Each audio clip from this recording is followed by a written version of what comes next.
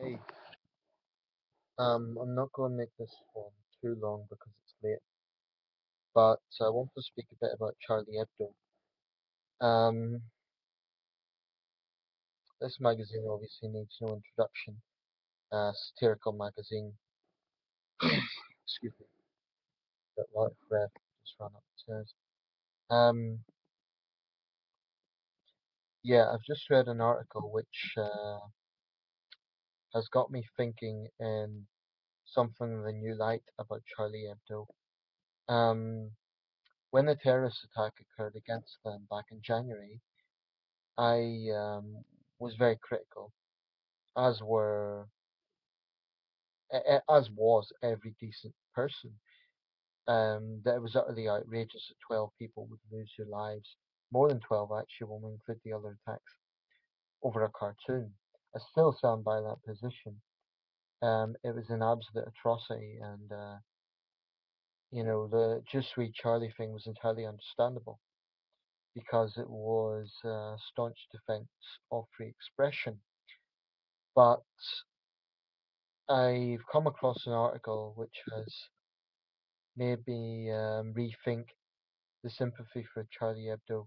Now, at the time when I spoke about that attack, I was very much sympathetic to Charlie Hebdo, and I still believe that, murdering people over a cartoon, it can never be justified. Um, and there's certainly no moral equilibrium between any outrage caused and mass murder. There is simply no moral equilibrium. But I don't think that Charlie Hebdo is quite as.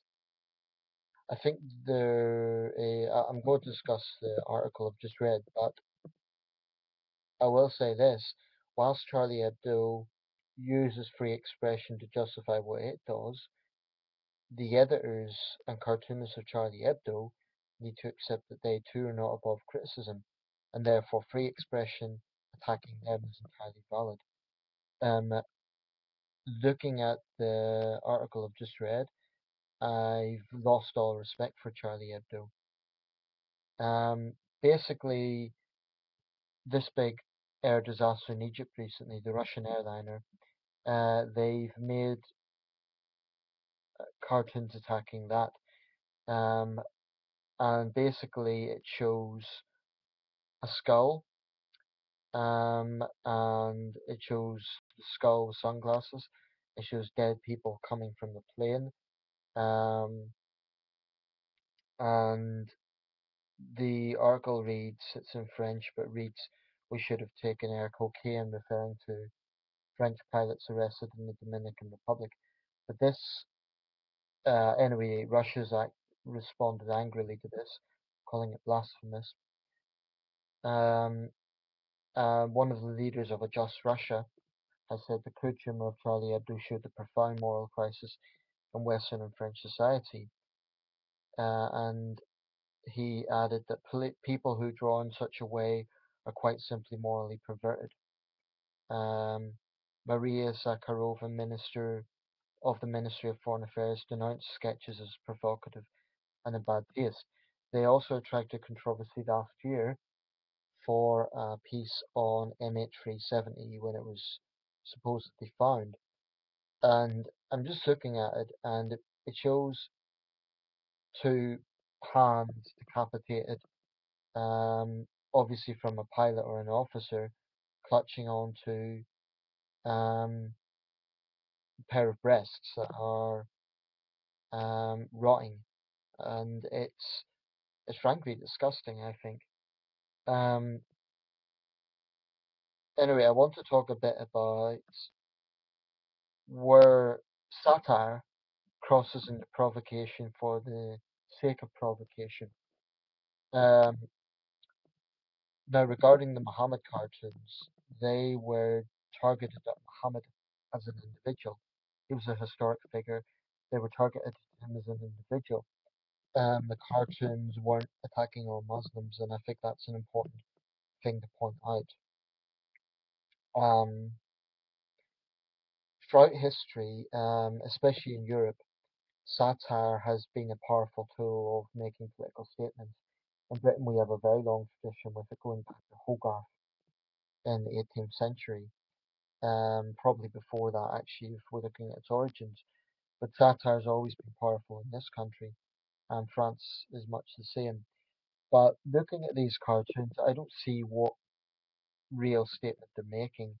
You know, I'm not exactly a fan of Russian foreign policy, and I've been pretty critical of Putinism. But I think these cartoons, what I'm looking at here, are just crude for the sake of it. I mean, I think it shows a real crass, lazy sort of thinking, and I think it's just utterly tasteless. Um, to me, there's no intelligence in that. It's just provocation for the sake of it. Um, and I can't see the satire at all. I don't think there's any real political statement in this. Um, and I do wonder, do the editors of Charlie Hebdo draw things like this just to be provocative? I mean, the picture shows a skull, it shows an eyeball, shows pieces of, you know, teeth, and this is a disaster that happened days ago. Children were among the dead. I mean, do these people have no values whatsoever? I do think sometimes satirists hide behind free speech to pretty much condone anything that they do. They could, in theory, mock a murdered child. This is just an example, and say, oh, it's free speech, it's satire. So my concern is that satire can be used to excuse anything. So I've no sympathy with Charlie Hebdo on this occasion. Um, this is the worst civilian airline disaster in Russian history. 224 people were killed. And the cartoons that I'm looking at here don't make any statement. They're not intelligent. And in my view, they're not satire. Um, so shame on Charlie Hebdo. And I think it's a pretty cowardly thing to do, to be mocking victims of this tragedy and people who are grieving right now. And if I was a relative of one of those victims, I would be seeing red, quite frankly. Um, it's just a very cheap and nasty way to make a living by making a sketch of a tragedy that isn't actually making any point. Um, actually, the article from MH370, like I say, it shows that depiction. The front page reads, "We found a bit of the pilot and the air hostess. Two onlookers are seen in the background celebrating." That's from the MH370. Anyone with values looking at that would just feel disgusted because it's making an assertion for a start about the dead pilot and a dead air hostess, which is just disgusting in terms of its disrespect. Now, to be clear, I'm not square.